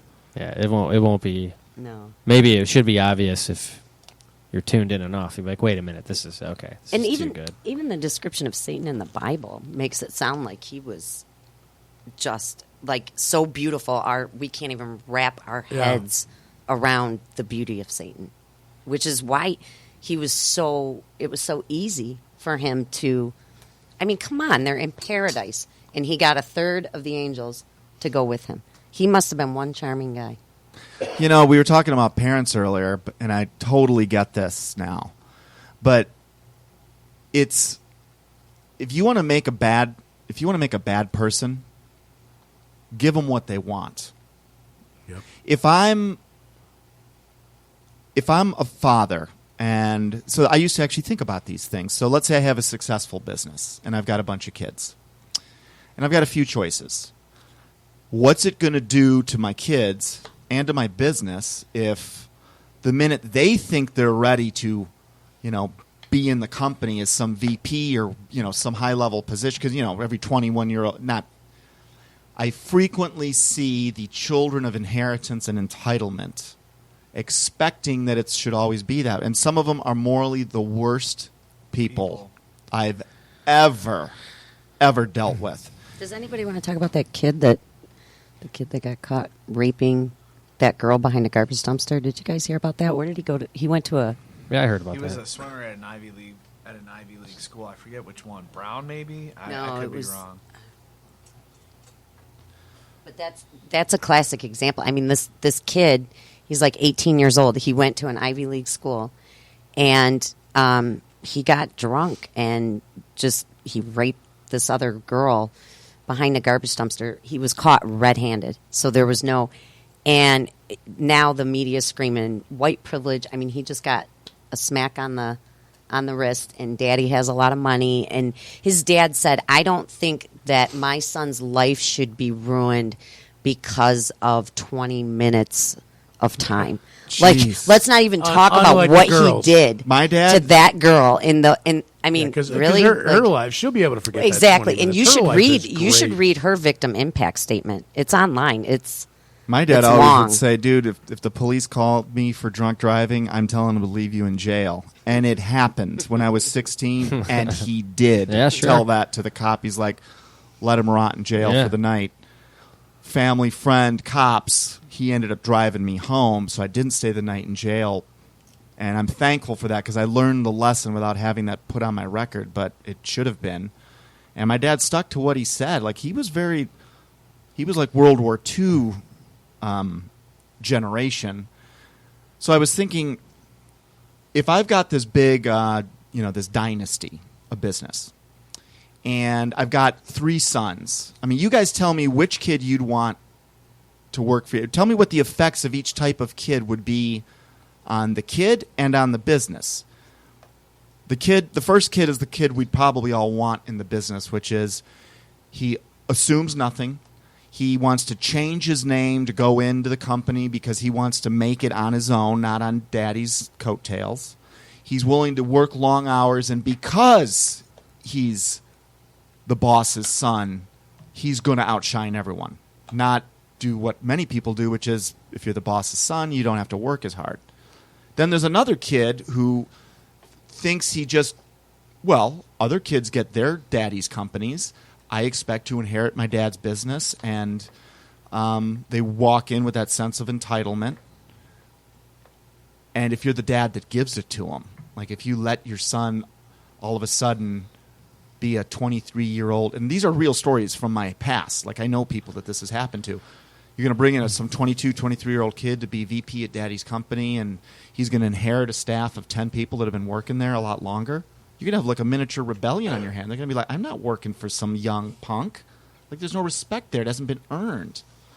And the third, so I mean, those two examples right there, if you're a good dad, you're going to want to teach the values of the first story, of the kid that wants to earn it and do it right. And how does a person get those values? They're basically slowed down. They're disciplined in their life. They're allowed to feel pain. It depends on the values that were instilled in you by your parents. Well, yeah, because I know firsthand both stories. You know, I know the same thing. I mean, why is he? Well, because he's the owner's son. Really, he's completely incompetent, but he's the owner's son. So he's in there and he's making more money. You know, he's going to make more money than the people who deserve to be making the money, who are actually running the company. He's the owner's son. But is it fair? No, it's not fair. Well, it doesn't have to be fair. It's a private company. Well, he can ruin it if he wants. So this is a metaphor Absolutely. for God. He's in a tough situation because we have not earned what it takes to get into his kingdom, nor can we. I mean, Satan's got too much of a lockdown on the world. No one gets out of here without breaking the law. It's none of us are qualified. So God won't be passing up qualified candidates to take us into heaven because none of us are qualified. Exactly. Yeah, I think he'll put in extra effort to recruit people that are. He even says, you know, he chooses people, and a lot of it's based on what kind of heart they have, what kind of character they have. Are they righteous? No, that's Old Covenant, though. Well, that's Old Covenant. Well, but you can still make an argument in the New Testament that the Holy Spirit definitely prompts people. The Holy Spirit is the one that reveals the wisdom and the knowledge of God. That's where Calvinists come from with predestination. That Calvinists believe, based on several scriptures in the New Testament, because it says things like, he chose you or he chose us, you know, and that's where the argument, the mystery of free will versus, wait a minute, it does seem very clear in here that God did know when he laid the foundations of the earth that Howard was going to turn and see his son. He knew that, right? But yet you had to make that choice. So therein lies, you know, the yeah, look, if you're a dad, you're growing up, you say to your kids, look, you both have a chance to make a wonderful life in my company, but here's the rules. You start at the bottom, you work your way up. How will, again, you got to remember, how will this affect, what will be the effects on the child and also the effects on the organization, depending on all these choices he has.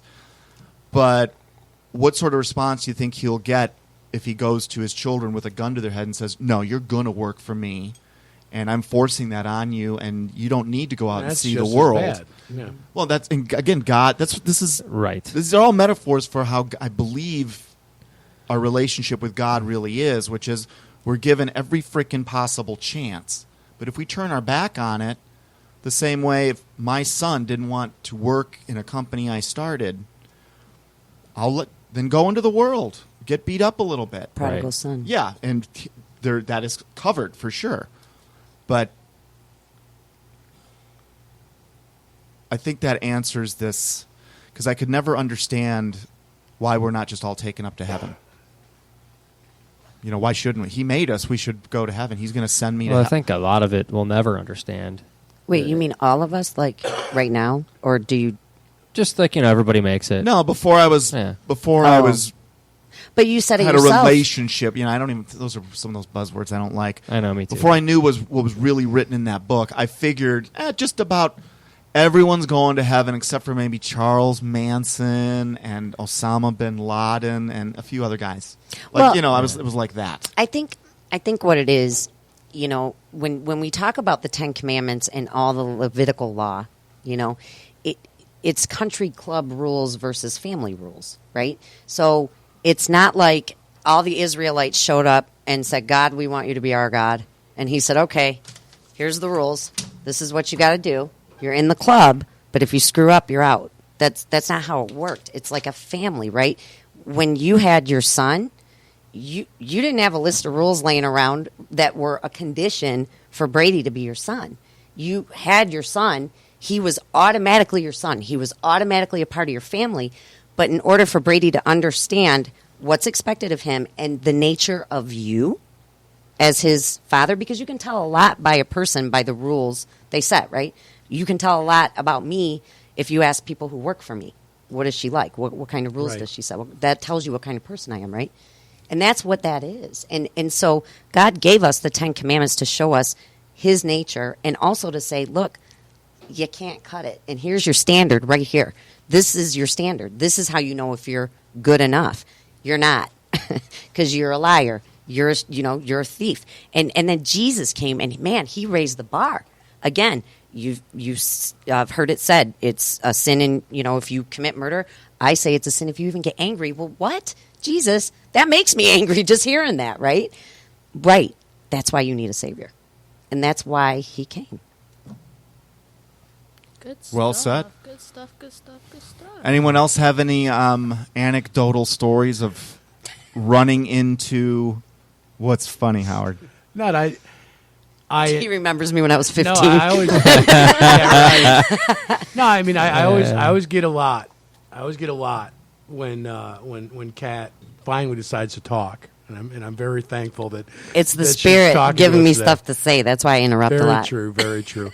But my take on what you just said was actually a little different. Okay. I mean, we end up in the same place, but and this actually ties right into what Dave was asking about, because one of the guys I'm having a lot of success with one of the guys at work, and he is.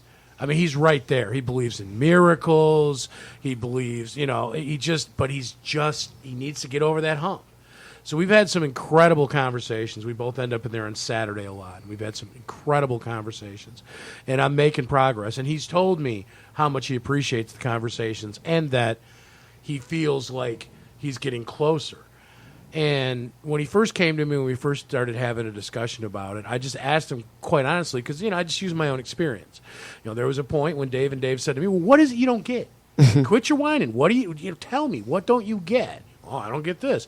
Well, then figure it out. Mm-hmm. What can we do to help you figure it out? And we figured it out, and here I am. Right. And so I kind of approach it the same way. I'm like, well, what is it you don't get, man?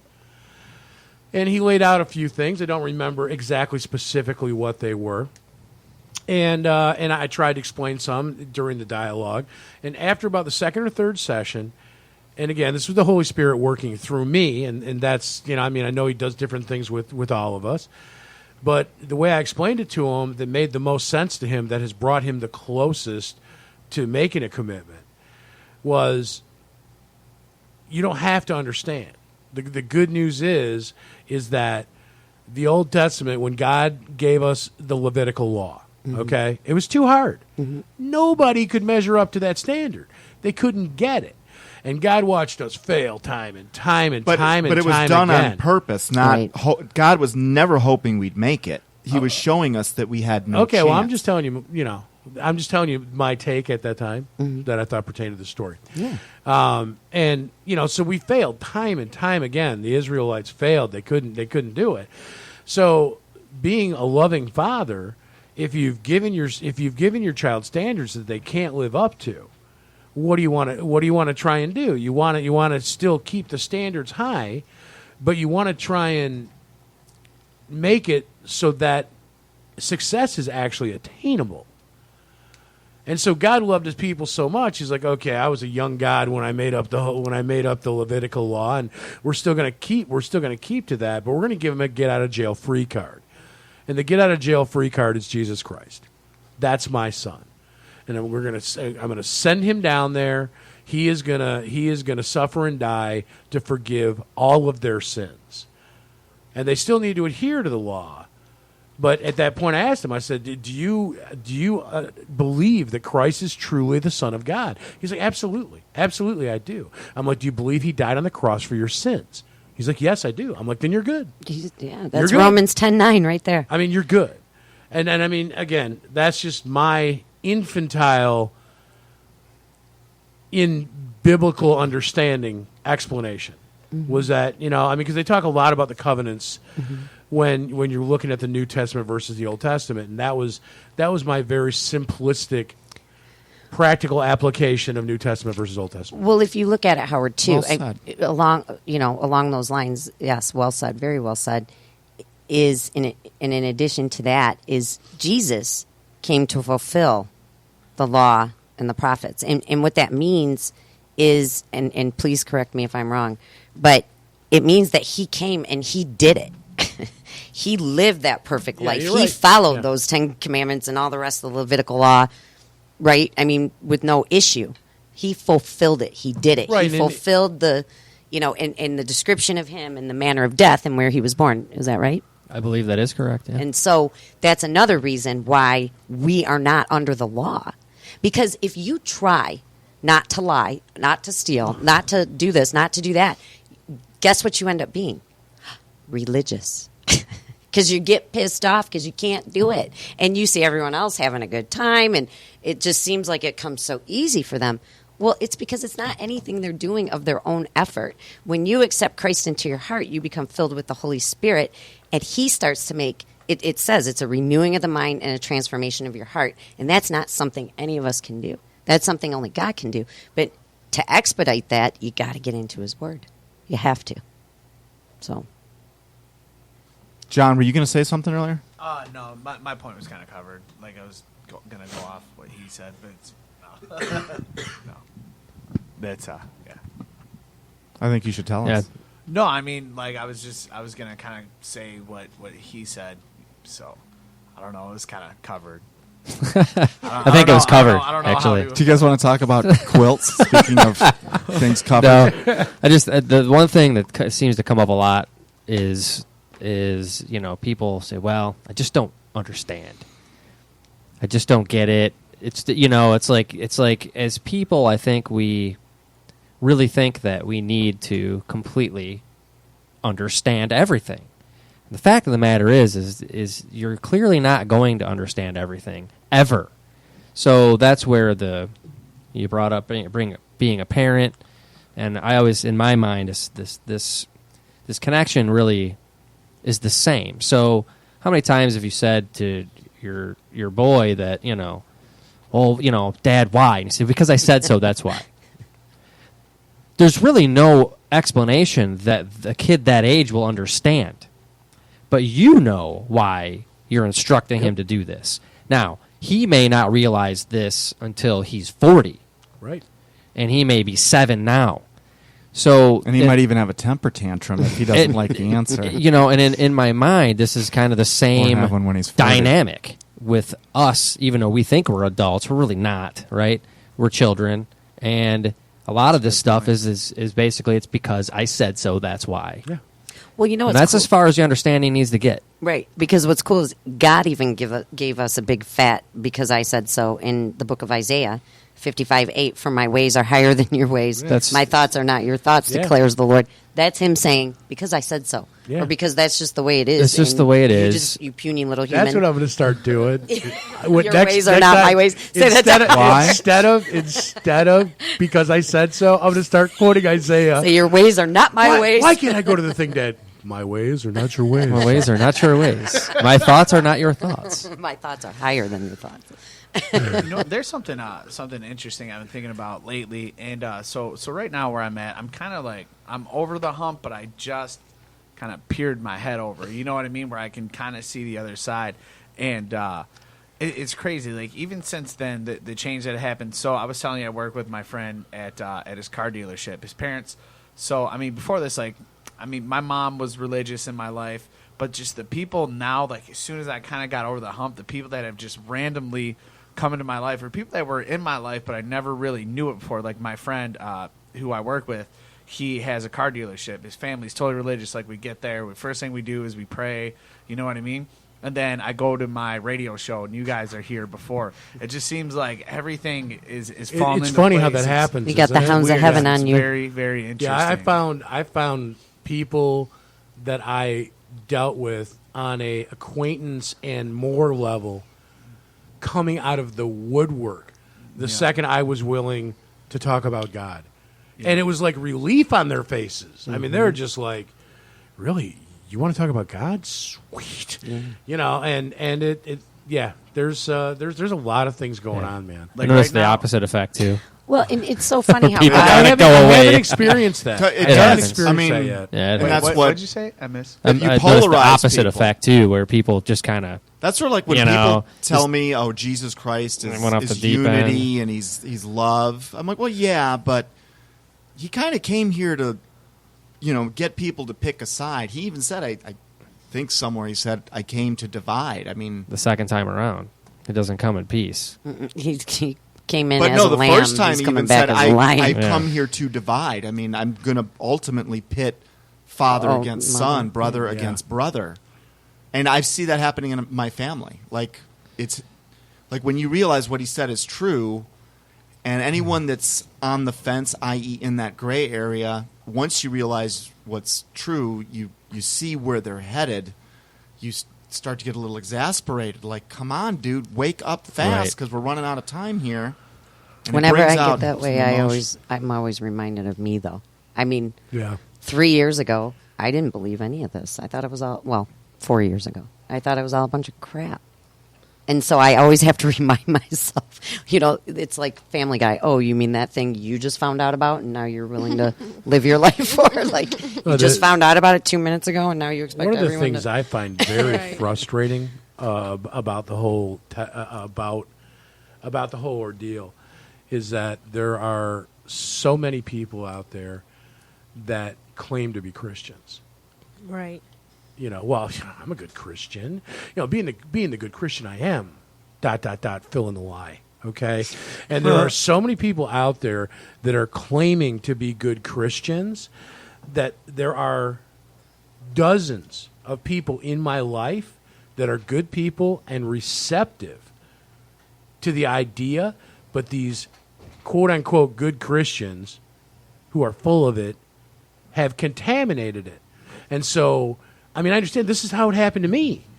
When I would meet up with someone who was truly a Christian and they're trying to talk to me, it's like, well, I remember the guy who told me, well, come on, man, I'm going to pay you on Friday. I'm a good Christian. I would never cheat you. And then, either writes me a bad check if I can ever even get a hold of him again or not. And, I was actually having a discussion about it today, and I'm like, well, you got to not listen to what people say. You got to look at their actions. You got to look at the fruit that they bear and take Exactly. what comes out of their mouth and compare it to the word, because in James 2:19 it says, "You believe there is one God? Good. Even the demons believe that and shudder." Yeah, that's one of the things that So scares that's one me. of the things I find frustrating is that so many people will walk around and they have no clue what it means to become what it means to live a Christian life, what it means to be a good Christian, but because they're just repeating it like parrots because they think they're entitled to heaven, it makes those of us who are true. Now, do I think I'm a better person than anybody? Absolutely not. I am flawed. Okay? I need help. I'm working on it. But the thing is I am truly trying to find the truth and to walk the path. And that's what God wants. That's all he And I don't asks. expect I'll ever get there. I'm not going to get there, but it's not going to stop me from trying. It's evolution. It's the form of evolution that's real. Every day you're closer. We are evolving into something that is true. Oh gosh. You were a banana last year. Yeah. I was actually Jif peanut butter. We should do a show on, like, really get into DNA, genes. Did you want to talk about evolution on a show? I am all over Bring it. I Can would we bring love the to sit atheist and friend that listen I to That have? is. Oh, please. Okay, His good. mouth is what? Oh, bring him. I would love to. I got to Yeah. get this He's guy on gonna the show. get hammered, though. It's gonna be Sniper, abusive. the Although we'll have to have sniper like is on the alcohol prowl. here for him if we do that. And for me. I'll have some. Yeah, considering who it is, there should be alcohol for Yeah, us too. because I am a Christian, but I don't consider myself a good one. I just am. come I'm on. doing the best I can. Come on. Yeah, I will Right. never. I like my beers. So do I. You, dude. you know fine. what? Can we I'm just not say a it? perfect- There's in nothing, the Bible, there's nothing wrong with drinking. There's it- only something wrong with being a drunkard. Right. Well, it right. says in the Bible, it doesn't say it's a sin to drink alcohol. It says it's a sin to get drunk. And For think no of the reason. ridiculous things that people do, right? When they drink too Fight. much, they're violent, they're Violence. sexual, Right. they're blah blah. Well, So. they've got spirits in them. I think that's why spirits. liquor That's used to another be thing. called That's why wine and spirits. beer. That's it. But No yeah, let's liquor, people. do it. Evolution. I like I'm all over it, wine. dude. Or the Hey, little let's not. coolers. You guys want to do evolution versus creation Yes. next week? Yes. Let's not. Yes. Let's hang on. Yes. We need to draw the line in the sand and get off the liquor, people. Okay. Oh, sorry. When I get drunk, True, I'm just true. hungry and frisky. That's it. Frisky. That's how I am when I get Frisky, that's the problem. Yeah, Sinner. look. Frisky. What is it to be a I could drunkard? totally I see mean, Kenny frisky. Well, come on, think of is it more than once a week I or think- twice a month? I think- Because What? how much does it to qualify to be a drunkard? It's if you make it your you're an idol. alcoholic, if Yes. you're It's if you make it your constantly. so idol, if I Dave. get drunk once a month, Alcoholics. Dave. No. I'm fine then, Yeah. right? I think Woo, we're having cocktails. listen, there's two things. There's one, if you can't control yourself when you drink, if you lose self-control, that's a sin. The second thing is if it becomes an idol. If it gets If in it the becomes way the most important thing in your life, which is what happens or to it becomes alcoholics. above your family or whatever else, then food can be an idol. Shopping can be an idol. It's the same as alcohol, same as drugs, same as all. Pornography. Yeah, Alcohol pornography. said that at the exact same time. That's See? kind of- Notice how I didn't even think And of it's- that. Alcohol's like stereo. one or two or three Right. things. It's because you were looking at me. You knew I'd say it. I was gonna say alcohol is like the one of like two or three things that can kill you if you take it if your body's used to having it, if you detox from it. That's true. What about That's what crazy about to think about. Yeah. what about marijuana? Just smoke weed, people. Thank See, you. thank right you. there. Oh, come Thank you. Okay, but Like Okay. I trust I mean, something that grows naturally in the ground right, at that's least, been at proven least I know to I'm cure. not going to Right, overdose 'cause- or intoxicate Because can't. alcohol myself. doesn't come from If things you're a grown cop, naturally would in you the ground. rather face a mob of pothead? drunk people or a mob of pions? There will never be a I- mob I- of Hey, all you pions, go home. Unless it's at 7-Eleven. If there's a mob of high-ons, they're going to McDonald's. Yeah, there Right. Right. no mobs of high. Or they're hanging out in Ann Arbor. Okay. Or the doesn't new have it. Star Wars movie came out. That's pretty right. So we've essentially admitted we're pretty much all pot smokers here, and we drink. See, So and you says still you. can be a Christian and have Yes, those you can. properties. The disciples had Just not flaws too. perfect. You want to send us off, Howard? Yeah. Wait, I just want to say one thing. Grace is not a license to sin, people. It's the True, power to live a true, holy life. true. Go on. Word. She is now. She's We'd a like real. to thank you she's for a Bible spending some thumper. time Yes. listening to us. It's been down the rabbit hole. To God be the glory. Amen. Peace. Amen.